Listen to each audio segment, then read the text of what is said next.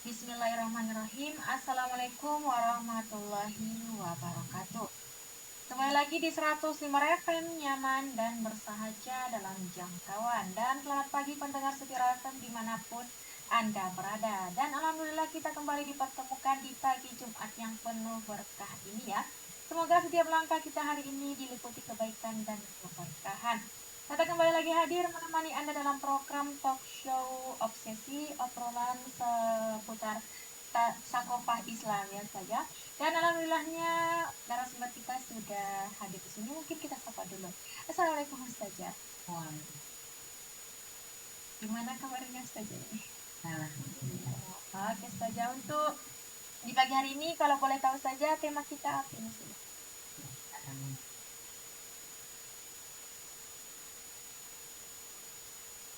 Oke, jadi rekan tahu mungkin simak dari karena selama 1 jam ke depan kakak akan menemani ruang dengar Anda dengan Ustazah.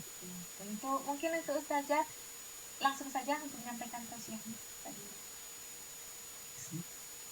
Iya. Yes,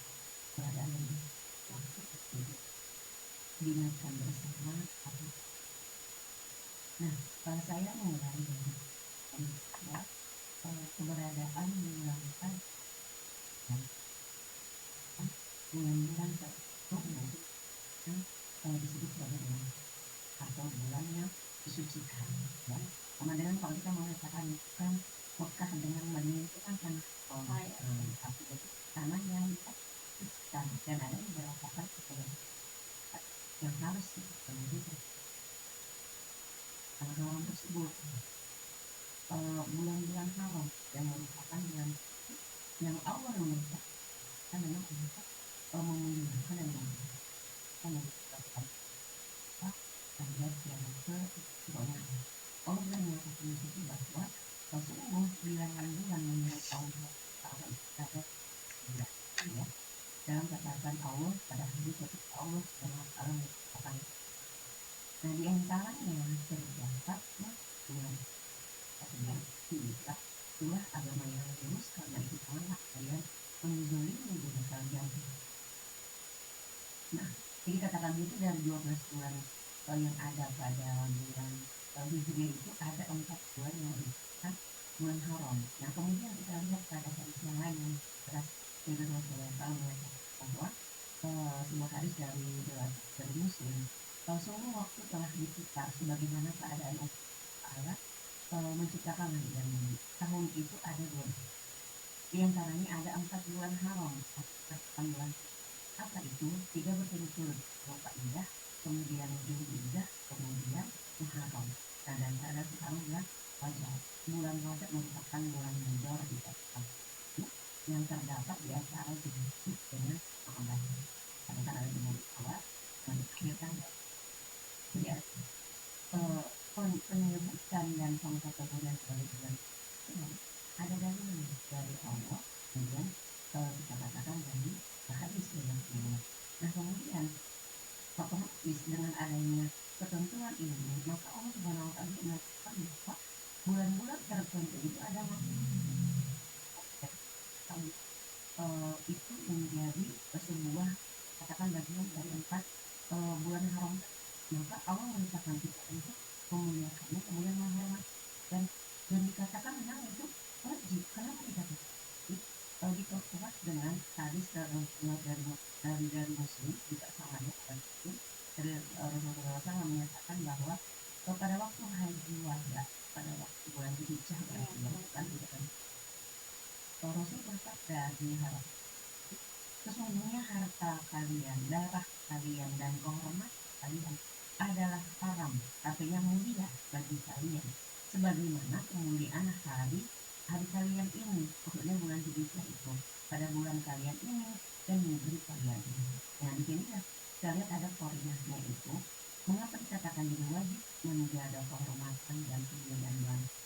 Sama Rasul di ayat di hadis ini menyandingkan itu sama dengan harta kalian, darah kalian, kehormatan kalian, yang itu adalah haram, memuliakan kalian, sebagaimana hari ini gitu kan. Nah, artinya bahwa memuliakan dan menghormati bulan haram sama dengan bagaimana kita memuliakan kehormatan harta kita, bahkan dikatakan tadi darah bahkan kalian.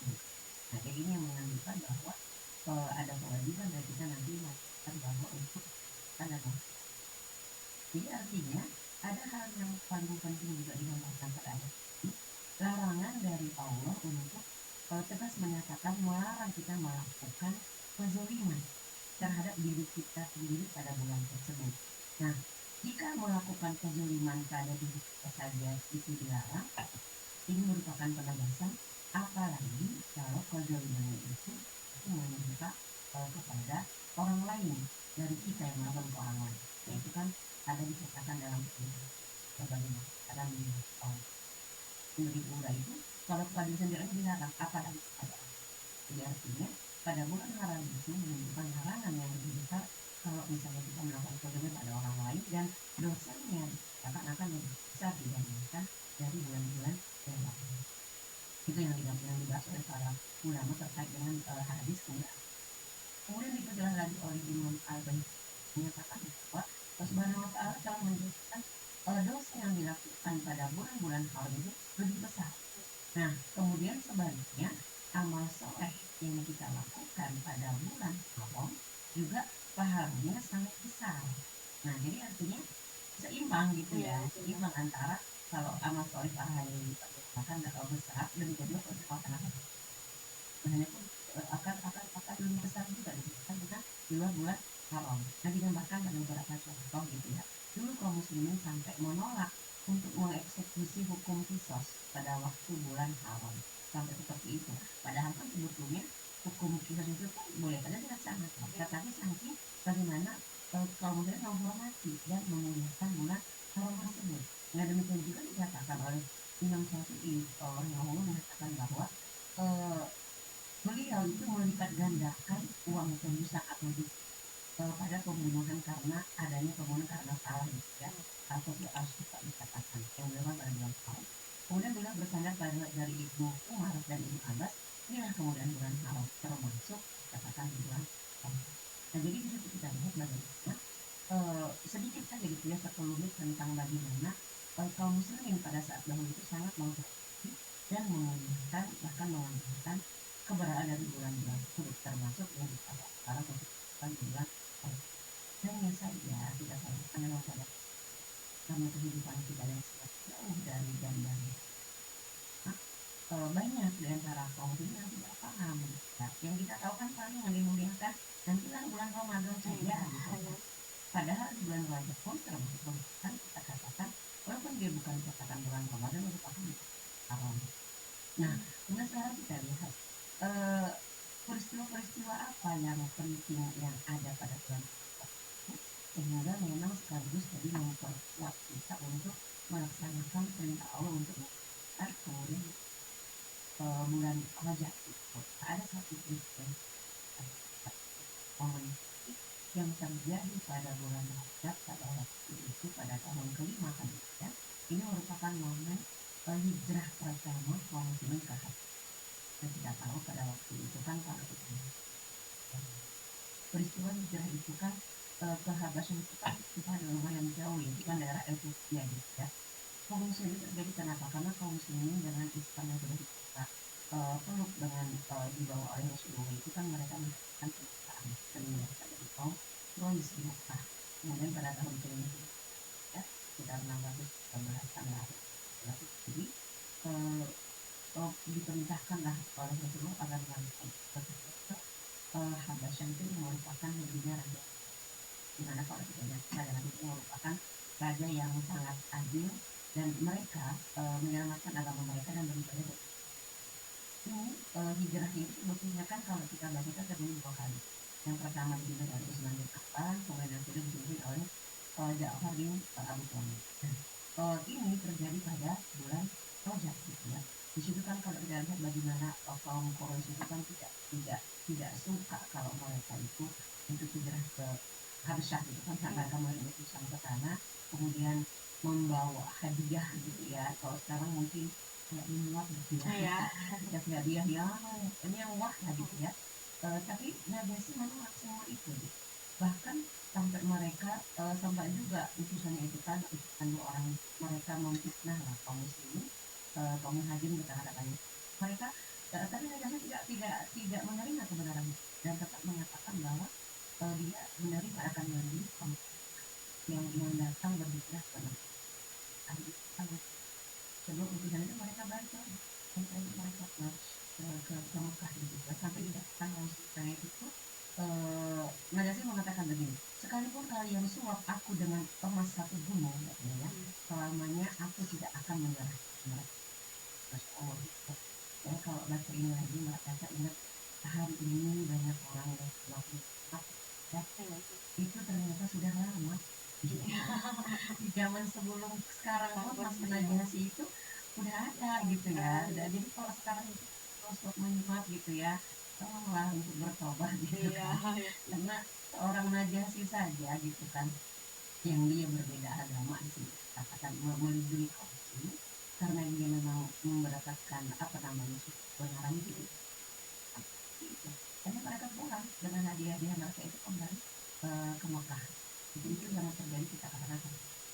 Kemudian yang kedua peristiwa Isra dan Mi'raj ya kan nanti kita ya, itu juga merupakan momen yang terjadi di bulan ya, dan ini kita katakan satu peristiwa sangat penting kenapa karena Rasulullah SAW mengatakan kita tahu menerima kita tentang pemimpin kemudian menerima pemimpin Rasulullah sebagai pemimpin dari dunia bahkan kita tahu ini bagi para nabi dan rasul ya rasul itu juga dari bulan.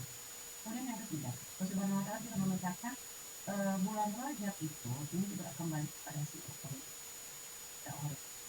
momen pertemuan pertama Nabi SAW dengan kaum ini juga merupakan satu yang sangat mulia gitu ya dengan adanya pertemuan itulah sampai dikatakan melakukan dengan para sahabat kaum yang sahabat kaum daulah Islam juga. Nah, kemudian dengan adanya doa itu mereka bersahabat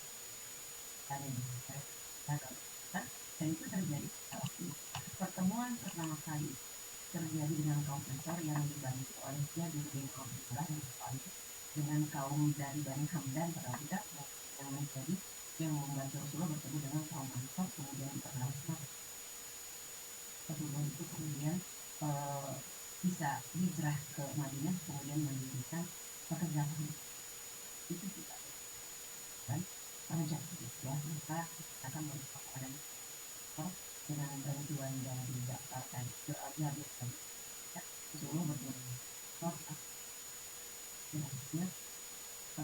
hijrah ke Madinah dan serang Pondok.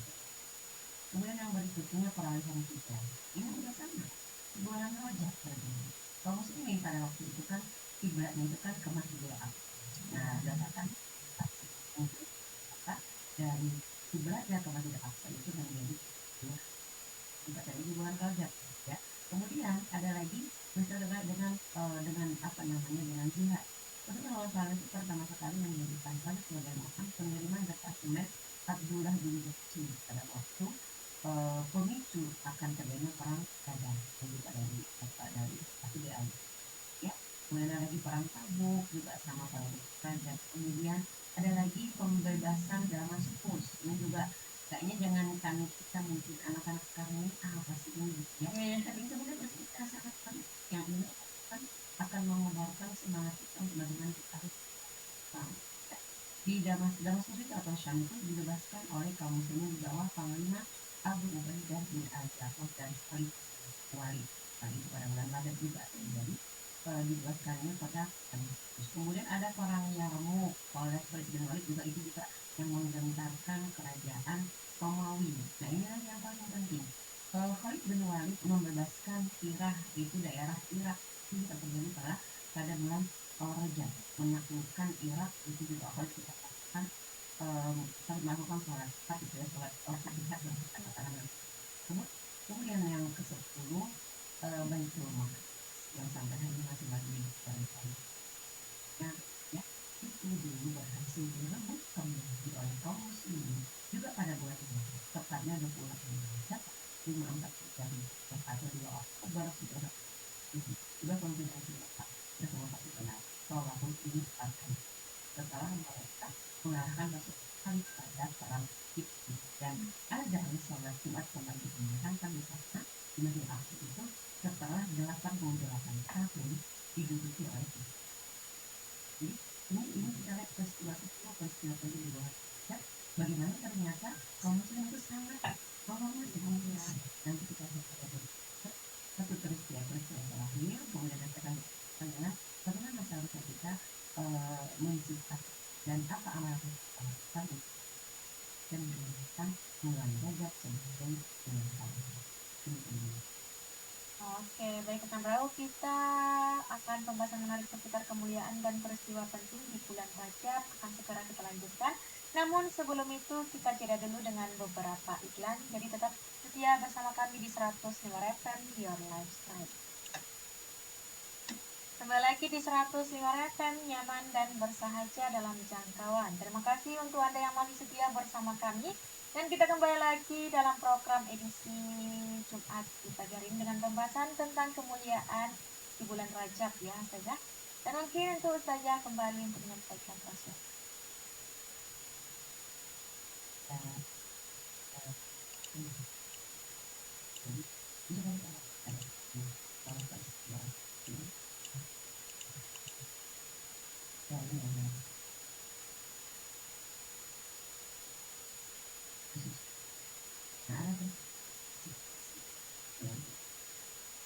Begitu luar biasa ada yang hilang yang berlipat itu pada pemahaman yang kesadaran nah terutama tidak itu ini merupakan melakukan mantap tak mampu berkala itu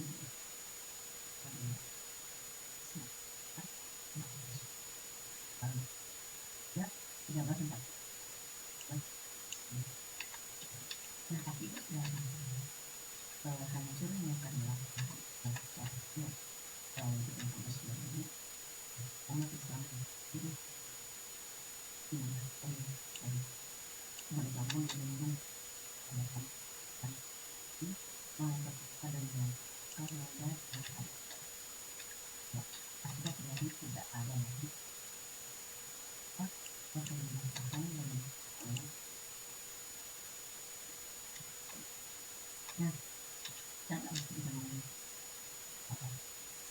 kan sudah kita bahas sangat banyak sekali ya sudah kalau hilaf itu merupakan Islam kemudian Rasulullah dengan setelah Rasulullah ada apa Rasulullah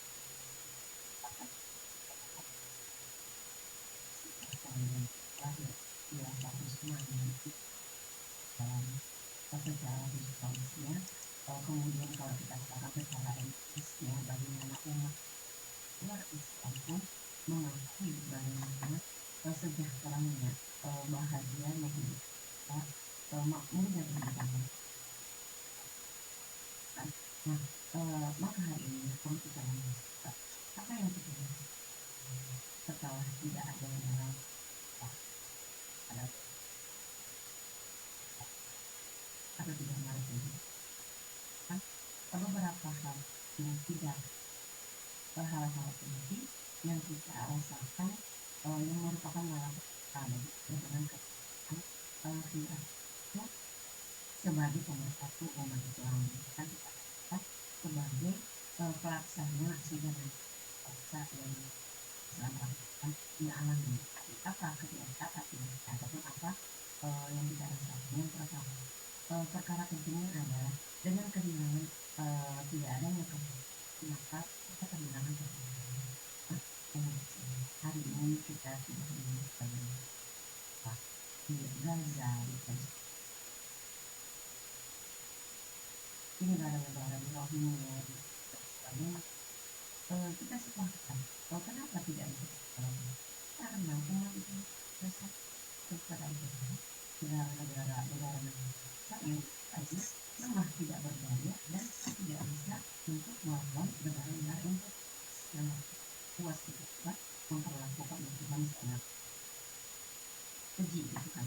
Nah ada sekarang kita rasakan alih-alih mendapatkan pemimpin yang umat dan cara hari ini dengan kondisi bencana alam sekarang ini baik di tengah kontroversi banyak pembahasan dan akan kita hadir di negara yang lamban dan sebagainya silahkan kita lihat sini itu dan bagaimana persoalan para yang mereka besok pada catatan untuk warga membiarkan rakyat itu dulu kekayaan alam ini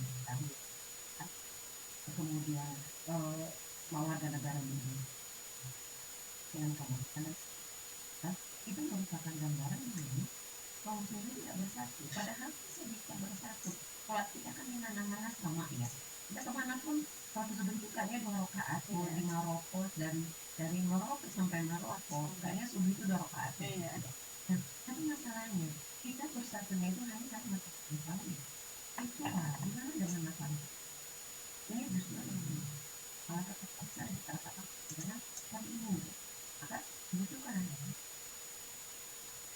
yang nanti akan memperlakukan ini Islam nanti akan berarti umat yang lain akan merasa Islam sebagai rahmatan dengan adanya kehilangan itu yang menjadi yang menyatukan seluruh umat dan nanti kemudian institusi yang akan melakukan nah itu penyebaran apa kita ada masalah yang kedua yaitu ketiadaan kepemimpinan itu ketiadaan kejelasan itu menyebabkan di dalamnya dan buku-buku Islam kita menyeluruh kita katakan secara nah penegakan syariat Islam itu kan merupakan kewajiban yang tegas yang sorry gitu artinya konsekuensi logis keimanan seorang muslim tidak bisa dilaksanakan totalitas ketaatannya tanpa adanya institusi yang dikatakan khilafah tadi itu fakta. Kita hari ini betul bisa sholat, bisa mengerjakan melaksanakan puasa, zakat, haji, umroh, misalnya berkali-kali infak, sedekah. Tapi kita bicara tentang pemilihan politik, coba lihat miris gitu ya, kita melihat miris kondisinya. Bahkan sekarang itu teman-teman Mbak Tati sekarang kalau itu ngomong gitu ya di sosial media, ini pemimpin bukan sih gitu ya, kayak gitu ngomongnya gitu. Kita tanya mereka muslim nggak? Muslim, rata-rata mayoritas muslim gitu kan. Nah artinya karena ketiadaan mengapa itu akhirnya penegakan hukum Islam itu memang tidak bisa dilaksanakan secara objektif. Padahal dengan kita mengatakan la ilaha illallah itu kan merupakan nama Allah. Artinya tidak ada yang kita sembah selain kepada Allah. Yang namanya ibadah itu kan tidak hanya ibadah dari itu saja, tapi seluruh aspek kehidupan kita dari A sampai Z harus sesuai dengan syariat Islam. Maka dikatakan oleh Ibnu Taimiyah bahwa sebaik-baik pendekatan diri kepada Allah Subhanahu wa taala adalah bagaimana diri itu dikatakan menjadikan kepemimpinan itu atau khilafah itu sebagai bagian dari agama dan sarana untuk mendekatkan diri kepada Allah, takarrub ila Allah. Di mana dikatakan bahwa dalam kepemimpinan itu ada ketaatan kepada Allah dan Rasulnya, dan itulah yang dikatakan sebagai takarrub yang paling utama. Jadi harus seorang pemimpin itu kepemimpinannya dia itu adalah dalam rangka taat kepada Allah dan Rasulnya. Dikatakan ati Allah wa ati Rasul wa ulil amri minkum kan. Artinya ulil amri minkumnya itu kumnya kembali kepada siapa? Kepada seseorang yang dia taat kepada Allah dan Rasulnya, kepada kaum muslimin. Nah, ini perkara yang kita rasakan karena tidak adanya politik itu, tidak ada persatuan. Yang kedua, kita tidak bisa melaksanakan konsekuensi keimanan kita yang harusnya secara terbatas taat kepada semua, bahkan kita dalam beragama.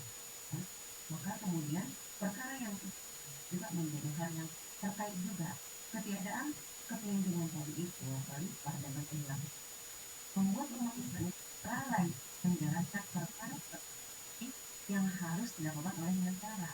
Itu apa? Pengemban dakwah ke seluruh penjuru dunia. Jadi kan kita bahas ada perang Yarmouk, perang Badar. Itu semuanya itu kan dalam rangka apa? Seorang pemimpin dalam itu bagi tugas untuk mengemban dakwah ke seluruh dunia. Ingat di sini kita bahas tentang mengemban dakwah itu bahasanya katakan adalah Islam, bukan menjajah, tapi tujuannya adalah membebaskan mereka dari belenggu duniawi, dari belenggu bagaimana mereka itu tidak merasakan kebahagiaan, tidak merasakan ketentraman dengan mereka menerima Islam, kemudian mereka menerapkan Islam, maka akan mereka rasakan kebahagiaan hidup dan kepada mereka.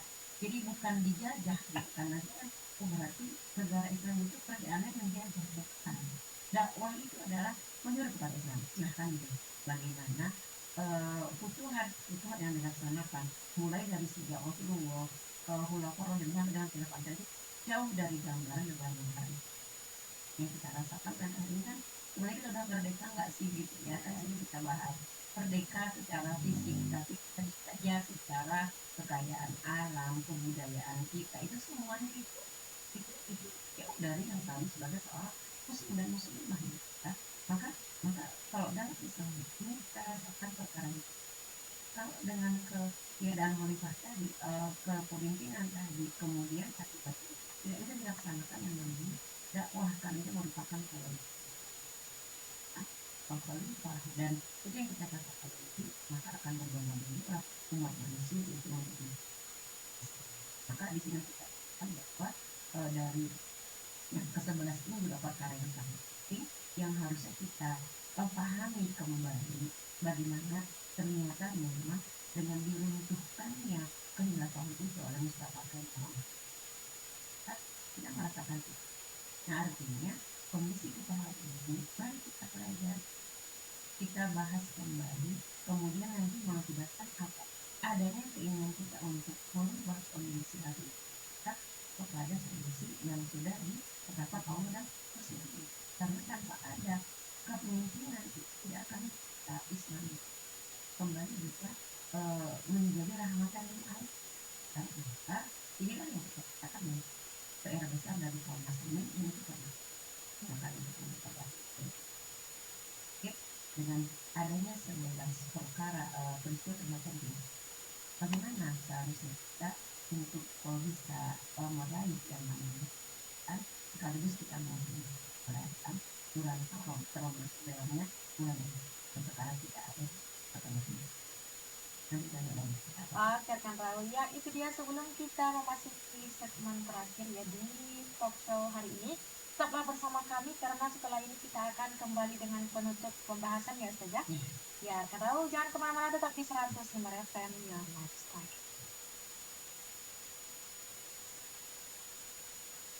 Ya baik rekan Raul, ini kita sudah kembali lagi di 105 FM Your Lifestyle. Dan terima kasih atas kebersamaan Anda yang masih setia menyimak pembahasan kita tentang kemuliaan dan peristiwa penting di bulan Rajab. Dan ini kita di penutup dan kesimpulannya saja. Dan untuk Ustazah kembali langsung ke Tasya. Ya,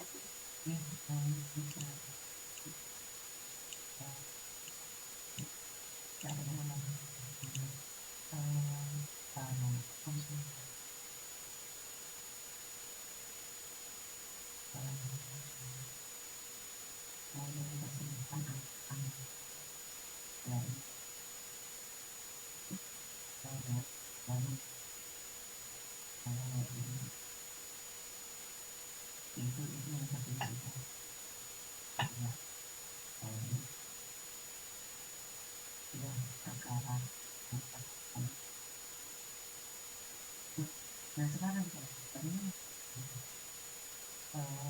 menghormati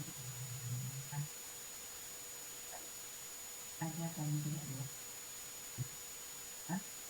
untuk bisa melawan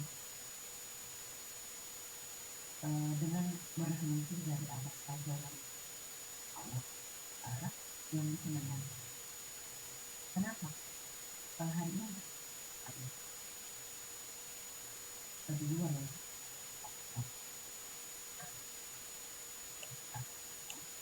bahwa adanya perubahan di dalam laut itu kan dinangkap karena ada tidak dijawab karena apakah siapa maka bagaimana kita maka mulai dengan berhentilah dari apa-apa yang terkait dengan apa misalnya menghentikan muamalah haram. Hari ini kita mengatakan seolah-olah tiba itu tak dengan muamalah kemudian itu dianggap dinormalisasi begitu ya karena ini bagaimanapun alasannya itu dapat memberikan kita telah menjadi karena Allah sudah tahu riba dan menjual beli. Kemudian apa lagi muamalah yang baik, misalnya hari ini kasar, dengki, saling membuli, Pancasila, dan kemudian melanggar hak orang lain, yang menjuling ke orang lain, dan menjuling itu kan termasuk tindakan kita.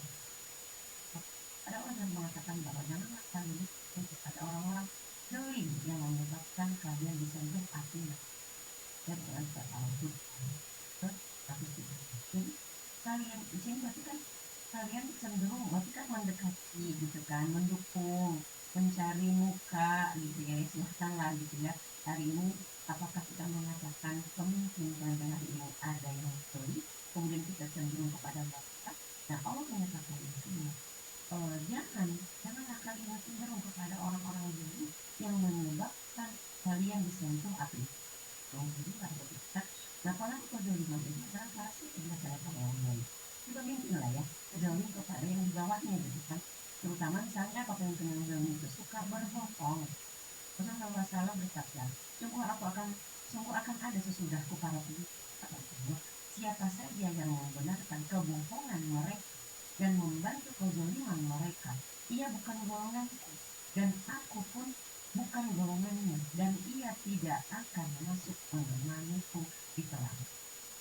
Nah, gitu kan. Jadi Kalau sudah tahu mimpinya bohong, dan ini Rasul yang menyatakan ya, dan siapa saja membenarkannya, membantu, bukan mendukung.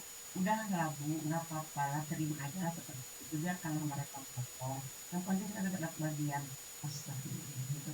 Itu termasuk berarti kita mendukung gitu kan, membenarkan kebohongan mereka. Ya silakan. Kalau memang mau yang dikatakan Rasulullah di sini ya, ia bukan golonganku dan aku bukan golongannya, dan ia tidak akan masuk memiliki. Jadi ingat-ingat, pemimpin ini nggak harus presiden loh ya.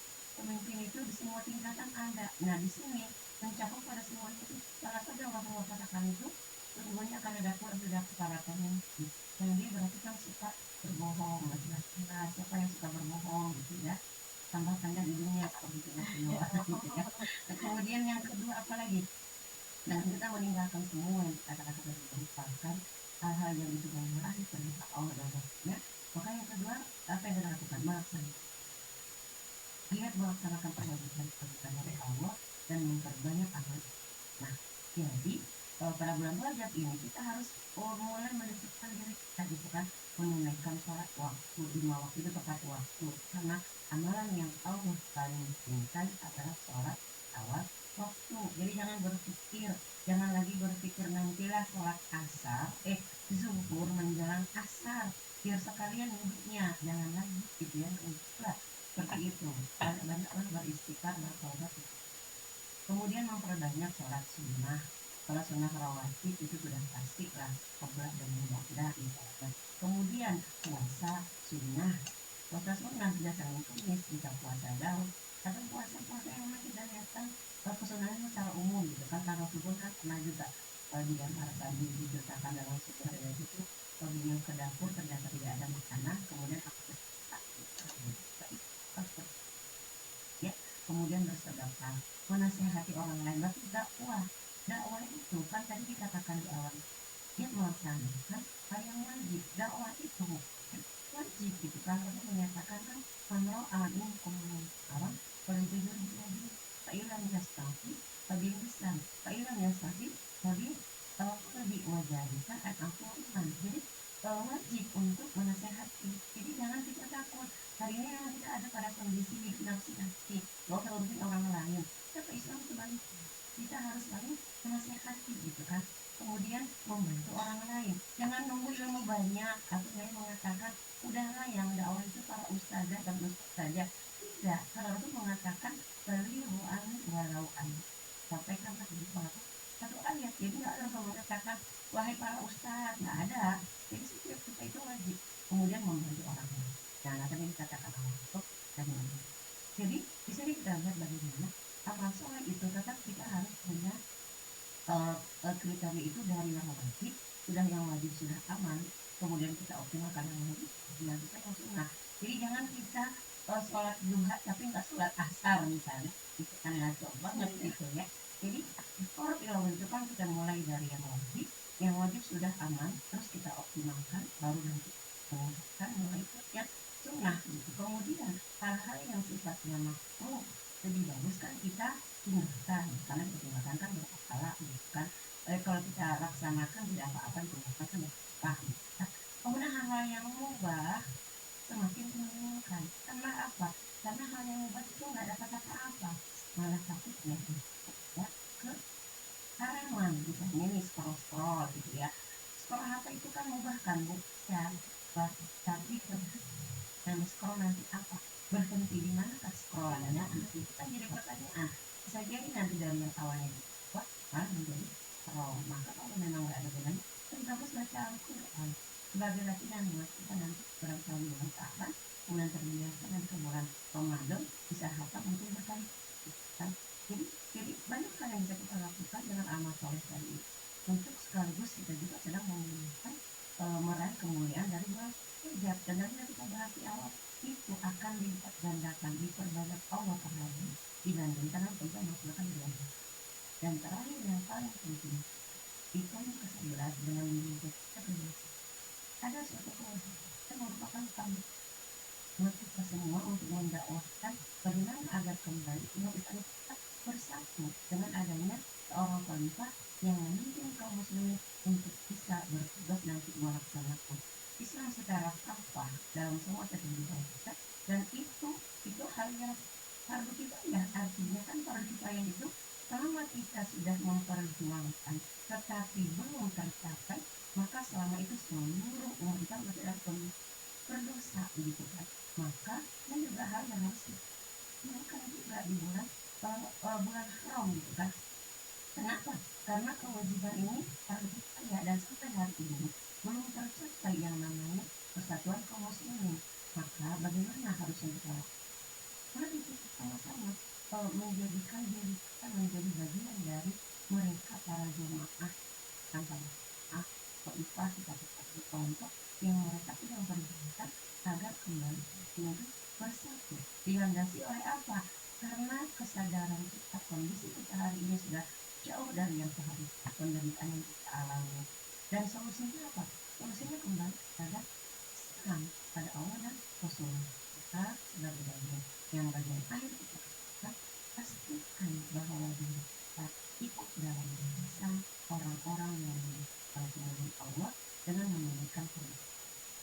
Dan Allah tidak melihat hasil, karena Allah akan menanyakan kepada kita apakah kita sudah menjadi bagian dari barisan yang memperjuangkan agama, memperjuangkan tegaknya berpartisipasi itu semaksimal. Jadi nggak usah tunggu saja di ustazah dulu, enggak. Sebagai seorang pekerja, sebagai seorang ibu, sebagai seorang dosen, sebagai seorang ibu, sebagai seorang staff misalnya, sebagai seorang apalagi birokrat, jadikan potensi itu untuk partisipasi kita ikut dalam kegiatan memperjuangkan agama Allah. Kemudian jangan paksakan diri kita harus menjadi dari sesuatu dulu baru kita, karena Allah pun tidak meminta itu. Dan kemudian bagaimana partisipasi kita? Nah, sudah kita jago tulis tentang Islam, jago cerita ke anak-anak, jadi guru di kita dan seterusnya gitu. Nah, ini artinya dengan gambar itu saya teringat dengan Allah ini, Allah berdalam Al-Quran,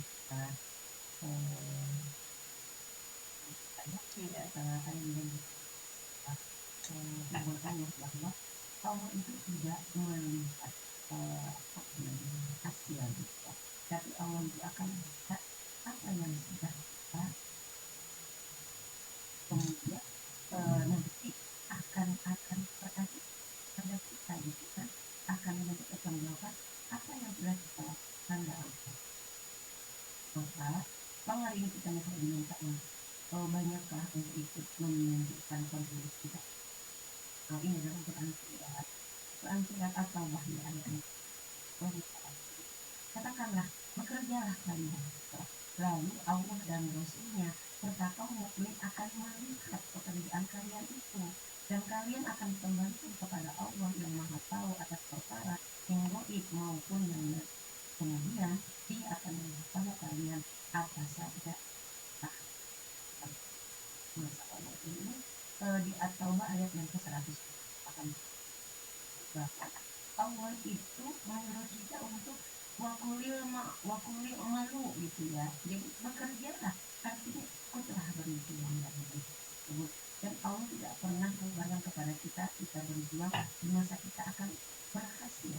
Mungkin berhasil nanti di masa generasi kedua dari kita, mungkin ketiga, dan Allah tidak akan menanyakan kepada kita, kamu berjuang kenapa tidak berhasil, enggak, iya kan, pekerjaan kalian. Kemudian Allah dan Rasulnya itu melihat pekerjaan kita, dan nanti Allah akan memberitahukan kalian apa yang telah kalian kerjakan. Pastikan diri untuk itu bagaimana kita itu agama Allah dalam diri. Karena itu secara juridisnya kita katakan jelas merupakan perintah secara historisnya tidak ada yang ngomong. Silahkan pelajari bagaimana sirah Rasulullah, sirah Nabi Muhammad itu mulai dari Mekah gitu.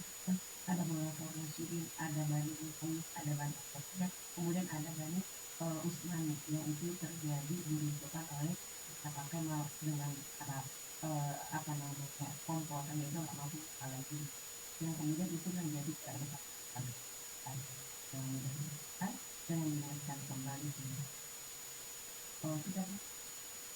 sama saya kita kami para penonton mengingatkan orang tidak penting kalau kita seorang pembahas atau seorang kan banyak orang yang perintah Allah dan Rasulnya melaksanakan yang Allah larang akan maka serah tinggalkan itu dan kemudian menyesali semuanya itu dengan kembali kepada yang kedua berbanyak amal dan mudah-mudahan orang-orang akan saya terlihat dan akan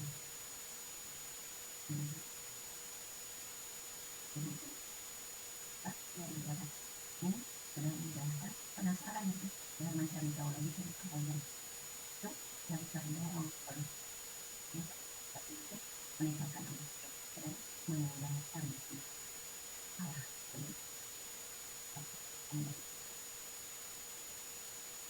Pak yang saya berikan Assalamualaikum warahmatullahi Waalaikumsalam warahmatullahi wabarakatuh. Alhamdulillah ya saja, tak terasa kebersamaan kita sudah di penghujung acara di pagi hari ini. Semoga pembahasan tentang kemuliaan dan peristiwa penting bulan Rajab dapat menambah wawasan, memperkuat keimanan, serta menjadi pengingat bagi kita semua untuk terus memperbaiki diri ya. Dan juga terima kasih untuk saja di pagi hari ini dan untuk Anda yang sudah menyimak dari awal hingga akhir ya. Dan tetap pamit untuk diri apabila ada salah kata selama siaran terdapat tutur kata yang kurang berkenan, mohon maaf. Dan terima kasih atas kebersamaan Anda tetap setia di 105 FM. Wassalamualaikum warahmatullahi wabarakatuh.